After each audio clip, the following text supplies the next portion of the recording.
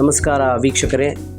ತಾಲೂಕನ್ನು ಗುಡಿಸಲು ಮುಕ್ತ ತಾಲೂಕನ್ನಾಗಿ ಮಾಡಲು ಪ್ರಗತಿ ಚಾರಿಟೇಬಲ್ ಟ್ರಸ್ಟ್ನ ವತಿಯಿಂದ ತಾಲೂಕನ್ನು ವಿಭಿನ್ನ ರೀತಿಯ ಕಾರ್ಯಕ್ರಮಗಳ ಮೂಲಕ ಅಭಿವೃದ್ಧಿಪಡಿಸಲಾಗುವುದೇ ನಮ್ಮ ಸಂಸ್ಥೆಯ ಮುಖ್ಯ ಗುರಿ ಅಂತ ಸಂಸ್ಥೆಯ ಅಧ್ಯಕ್ಷರಾದ ಮುನೇಶ್ ಅವರು ತಿಳಿಸಿದ್ದಾರೆ.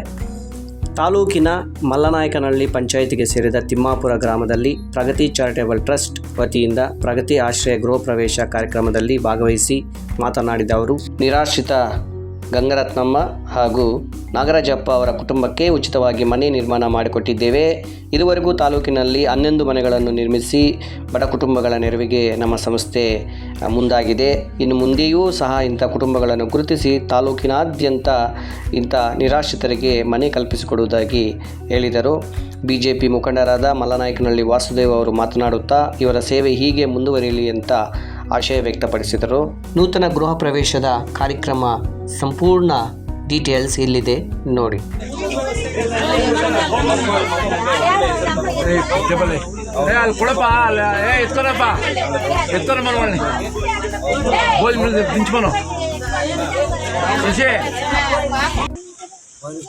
ದಾನಿಗಳು ಅನೇಕರಿದ್ದಾರೆ, ನಾಲ್ಕು ಎಷ್ಟು ಜನ ಇದ್ದಾರೆ ಅಂತವ್ರನ್ನೆಲ್ಲ ಕೇಳ್ತೀವಿ. ಇಂಥ ಮಗು ಓದ್ತಾ ಇದೆ, ಇಂಥ ಮಗು ತೊಂದರೆ ಇದೆ, ಓದ್ಸೋಣ, ಆ ಥರ ಮಾಡೋಣ. ಆ ರೀತಿ ನಾವೆಲ್ಲರೂ ಕೂಡ ಶಿಕ್ಷಣ ಮತ್ತು ಮನೆ ಇದೆಲ್ಲ ಕೂಡ ಆಗಬೇಕು. ಈ ಮನೆಯವ್ರಿಗೂ ವಿನಂತಿ ಹೇಳ್ತೀನಿ, ಮನೆ ಮಾಡಿಕೊಟ್ಟಿದ್ದಾರೆ, ಅದೊಂದು ಗೃಹ, ಅದೊಂದು ದೇವಸ್ಥಾನ, ಆ ರೀತಿ ಇಟ್ಕೊಳ್ಬೇಕು ನೀವು. ಆ ಮನೆಯೆಲ್ಲ ದೇವಸ್ಥಾನದ ರೀತಿ ಇಟ್ಕೊಳ್ಬೇಕು. ಕನಿಷ್ಠ ವಾರಕ್ಕೊಂದಿನ ಆದರೂ ಅಲ್ಲಿ ಒಂದು 10 ನಿಮಿಷ ನೀವು ಭಜನೆಯನ್ನು ಕೀರ್ತನೆಯನ್ನು ಮಾಡಬೇಕು. ತಾಯಂದ್ರೆ ಎಷ್ಟು ಚೆನ್ನಾಗಿ ನಮ್ಮ ಕೀರ್ತನೆಗಳು ಹಾಡು ಹೇಳ್ತಾರೆ. ಅನೇಕ ಹಳ್ಳಿಗಳಿಗೆ ಏನೂ ಬರಲ್ಲ. ಇಷ್ಟೊಂದು ಒಳ್ಳೆ ಗ್ರಾಮ, ನಿಮ್ಮದು ಸಂಸ್ಕಾರ ಇದೆ, ಇಲ್ಲಿ ಭಜನೆ ಇದೆ, ಎಲ್ಲ ಇದೆ. ಇದನ್ನು ನೀವು ಮುಂದುವರಿಸಬೇಕು. ಬಲೋ ಭಾರತ್ ಮಾತಾ ಕಿ ಜೈ. ಆತ್ಮೀಯ ಬಂಧುಗಳೇ, ಈ ಕಾರ್ಯಕ್ರಮದ ಮುಖ್ಯ ರೂವಾರಿಗಳು, ದಾನಿಗಳು, ಸಹೃದಯರು, ಕಡು ಬಡವರಿಗೆ ಅನ್ನದಾತರಾಗಿರ್ತಕ್ಕಂಥ ಮತ್ತು ವಿದ್ಯಾದಾನಕ್ಕೆ ವಿಶೇಷವಾಗಿ ಇಡೀ ತಾಲೂಕಿನಲ್ಲಿ ಒಂದಷ್ಟು ಸಹಕಾರ ನೀಡಿ ಇವತ್ತು ಸರ್ಕಾರಿ ಶಾಲೆಗಳು ಅಂತಂದರೆ ಕಟ್ಟೋದ ಮೇಲೆ ಅದ್ರ ಕಡೆ ಕೂಡ ನೋಡದೇ ಇರತಕ್ಕಂಥ ಪರಿಸ್ಥಿತಿಯಲ್ಲಿ ಇವತ್ತೆಲ್ಲ ಸರ್ಕಾರಿ ಶಾಲೆಗಳಿಗೆ ಇವತ್ತು ಏನಾದರೂ ಅಲ್ಲಿ ಶಾಲೆ ಇದೆ, ಆ ಶಾಲೆ ಕಾಣಿಸ್ತಾ ಇದೆ ಅಂತಂದರೆ ಆ ಕಾರಣಭೂತರು ಆದಂತಹ ಪ್ರಗತಿ ಚಾರಿಟಬಲ್ ట్రస్ట్ మునేష్ రవరే 15 ఇంకా 30 ఏళ్ళ లోపు ఉండేవాళ్ళు మీ ఊర్లో 25 జనం ఉన్నారు చిన్నవాళ్ళు. ఎవరన్నా ఒకరు వచ్చినారా ఇటుకే? ఇట్లా మంచి కార్యక్రమం ధర్మాత్ముడు ఎవరో ఒకరు ఏమీ గట్లేదు ఉంటే వాళ్ళకి ఒక ఇల్లు కట్టించకు వచ్చినారు. ఇల్లు కట్టించిరే ధర్మాత్ముడు. అట్లా వాడు ఊరికి వచ్చినారంటే అరే అట్లా వాళ్ళు సవాసం చేద్దాము, అట్లా వాళ్ళతో మాట్లాడదాము, మనకు కూడా ఆ బుద్ధి రాని ఎవరికైనా లేదు అంటే మనము 10 రూపాయలు ఇచ్చేట్లు అయిదాము. ధర్మం ఎట్లా అంటే ఒకరిని చూసి ఒకరు నేర్చుకోవాలా. మంచిది లేదని ఒకరిని చూసి ఒకరు నేర్చుకోవాలా. డాబాకు పోయేది కాదు నేర్చుకునేది. ఎందుకో దేవస్థానాలకు కాసులు ఇచ్చినాడు. ఈ బద్దు ఆయన ఎట్లా మంచి ధర్మాత్ముడు, దేవుడు ఆయన కింద ఆరోగ్యమేని ఇట్లా వాళ్ళు మంచి వాళ్ళు ఉండాలా. కారణం నేను ఏం చెప్తాను అంటే మనీష్ ఈ బద్దు కాదు, పరిచయం ఉన్నాడు. 10 ఏళ్ళ నుంచి కూడా చూస్తూ ఉన్నాను. ఏడా అడ్వర్టైజ్మెంట్కి లేదో పేరు కోసము దీనికోసం చేస్తూ ఉండలే. నా చేతిలో అయ్యేదాన్ని నేనేమో నా దగ్గర ఉందని చెప్పి పనికి రాని వాళ్ళకి ఇస్తూ ఉన్నారు. శానగురు పనికి రాని వాళ్ళకి ఇస్తూ ఉన్నారు. చెప్పినారు పెద్దవాళ్ళు కూడా, దానం చేసేది యోగ్యునికి చేయాలంట.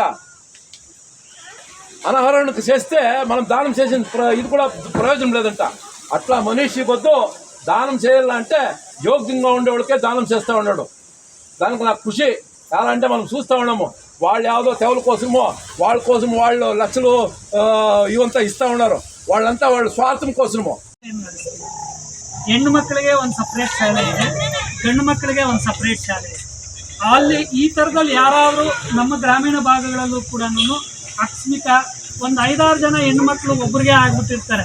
ಅಂಥ ಸಮಯದಲ್ಲಿ ಒಂದು ಮಗುನ ಕಳಿಸಿ ಇನ್ನು 4 ಜನ ಮಕ್ಕಳನ್ನ ಕೂಲಿ ನಾಲಿಗೆ ಕಳಿಸುವಂಥ ಕೆಲಸ ಮಾಡ್ತಿರ್ತಾರೆ. ಆ ಥರ ಯಾರಾದರೂ ಇದ್ರೂ ಕೂಡ ಗುರುತಿಸಿ ಕಳಿಸಿದ್ರೆ ಅಂಥ ಮಕ್ಕಳಿಗೆ ಶಿಕ್ಷಣ ಏನು ಅಂತಂದರೆ 5ನೇ ತರಗತಿಗೆ ಅಲ್ಲಿಗೆ ಹೋದರೆ ಅವ್ರ ಶಿಕ್ಷಣ ಎಷ್ಟು ವರ್ಷ ಎಷ್ಟು ಮುಂದುವರ್ಕೊಂಡು ಹೋಗ್ತಾರೋ ಅಷ್ಟನ್ನು ಕೂಡ ಪ್ರಗತಿ ಚಾರಿಟಬಲ್ ಟ್ರಸ್ಟ್ 3 ವರ್ಷಗಳಿಂದ ಸುಮಾರು ಜನ ರೈತರಿಗೆ ಬಿತ್ತನೆ ಬೀಜಗಳನ್ನು ಕೊಡ್ತಿದ್ದಾರೆ. ಅದು ದೇಶೀಯ ಬಿತ್ತನೆ ಬೀಜಗಳನ್ನು ಕೊಡ್ತಿದ್ದಾರೆ.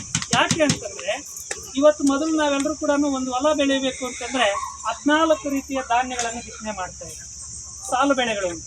ಇವತ್ತು ನಾವೇನ್ ಮಾಡ್ತೀವಿ, ಒಂದು ಬೆಳೆಯನ್ನು ಹಾಕ್ಬಿಡ್ತೀವಿ, ಆ ಥರದ ಬಿತ್ತನೆಗಿದ್ದೀವಿ. ಮತ್ತೆ ಸಿರಿಧಾನ್ಯಗಳು ಈ ವರ್ಷ ಕೂಡ 20 ಜನ ರೈತರು ಕೊಡುವಂತ ಒಂದು ಸಂಕಲ್ಪ ಮಾಡಿಕೊಂಡು ಆಲ್ರೆಡಿ ಬಿತ್ತನೆ ಬೀಜಗಳನ್ನು ತರಿಸಿಟ್ಟಿದ್ದಾರೆ. ಆದರೆ ಯಾವುದಾದ್ರೂ ಒಂದು ಪಂಚಾಯಿತಿ ಭಾಗದಲ್ಲಿ ಮಾಡಬೇಕು ಅನ್ನುವಂಥ ಒಂದು ಆಲೋಚನೆ ಮಾಡಿದಾಗ ಒಬ್ಬರು ಅಥವಾ ಇಬ್ಬರು ಮಾತ್ರ ನಾವು ಕೇಳ್ತೀವಿ ಅಂತಾರೆ ಬಿಟ್ಟರೆ 20 ಜನನೂ ಯಾರು ಒಗ್ಗೂಡ್ತೀವಿ. ಆ ಥರ ಪಂಚಾಯಿತಿ ವ್ಯಾಪ್ತಿಯಲ್ಲಿ ಯಾರಾದರೂ ನಾವು ನಿಜವಾಗ್ಲೂ 1 ಎಕರೆ ಬಿತ್ತನೆ ಬೀಜವನ್ನು ನಮ್ಮ ಪ್ರಗತಿ ಚಾರಿಟಬಲ್ ಟ್ರಸ್ಟ್ ಕೊಳ್ಳಿಕ್ಕೆ ಮುಂದಾಗಿದೆ. ಯಾರಾದರೂ ಆ ಥರದ ಪಂಚಾಯಿತಿಯವರಿದ್ದು ತಮ್ಮ ಪಂಚಾಯಿತಿಗೆ ತಾವೇನು ಮಾಡಬೇಕು ಅಂತಂದರೆ, ಪಂಚಾಯಿತಿಯ ಅಧ್ಯಕ್ಷರಾಗಿರ್ಬೋದು ಅಥವಾ PDO ಆಗಿರ್ಬೋದು ಕೇಳಿಬಿಟ್ಟು ಏನು ಮಾಡ್ಬೋದು, ಒಂದು ಪಾಣಿ, ಒಂದು ಆಧಾರ್ ಕಾರ್ಡು, ಒಂದು ಭಾವಚಿತ್ರ ತಗೊಂಡೋಗಿ ಕೊಟ್ಟು ಒಂದು ಪಂಚಾಯಿತಿ ವ್ಯಾಪ್ತಿಯಲ್ಲಿ 20 ಜನ ರೈತರನ್ನೇನಾದರೂ ಗುರುತಿಸಿದ್ರೆ ಅಂತ ಒಂದು ಪಂಚಾಯಿತಿ ಕೊಡುವಂಥ ವ್ಯವಸ್ಥೆಯನ್ನು ನಮ್ಮ ಪ್ರಗತಿ ಚಾರಿಟಬಲ್ ಟ್ರಸ್ಟ್ ಮಾಡಲಿಕ್ಕೆ ಮುಂದಾಗಿದೆ.